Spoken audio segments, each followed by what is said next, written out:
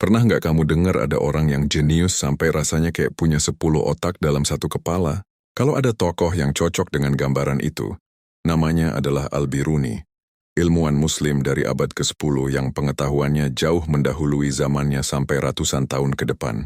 Dan hari ini kita akan mengenal sosok jenius luar biasa ini. Al-Biruni lahir pada tahun 9173 di Khwarazm, Asia Tengah. Sejak kecil dia sudah menunjukkan rasa ingin tahu yang luar biasa tinggi. Apapun ingin dipelajarinya, batu, tumbuhan, bintang, matematika, sampai budaya manusia, ketika anak seumurannya masih bermain. Al-Biruni sudah mengamati alam dan mencatat temuannya, yang membuat dunia tercengang. Al-Biruni menguasai lebih dari 10 bidang ilmu.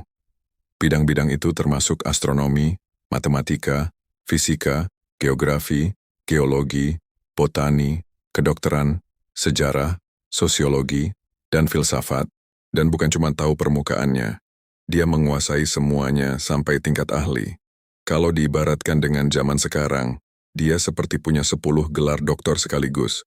Tapi tanpa universitas, tanpa internet, tanpa Google, salah satu pencapaian Al-Biruni yang paling mengagumkan adalah perhitungannya tentang keliling bumi. Hanya dengan matematika dan alat pengukur sederhana, ia menghitung keliling bumi dengan hasil yang sangat dekat dengan hasil modern. Selisihnya hanya sekitar 200 km, padahal saat itu belum ada satelit, belum ada GPS, belum ada teknologi apapun. Selain kecerdasan dan pengamatan yang teliti, tidak berhenti di situ, Al-Biruni juga punya kontribusi besar dalam ilmu sosial. Ia pergi ke India bukan untuk perang atau menjajah, tapi untuk belajar dan meneliti kebudayaan di sana. Ia menggunakan metode ilmiah modern, wawancara, observasi, perbandingan budaya, dan pencatatan data. Karena itulah banyak ilmuwan menyebutnya sebagai pelopor antropologi dan sosiologi ilmiah.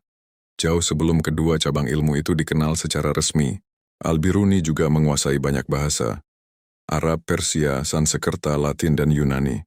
Menurutnya, kalau ingin memahami ilmu suatu bangsa, pelajari dulu bahasanya.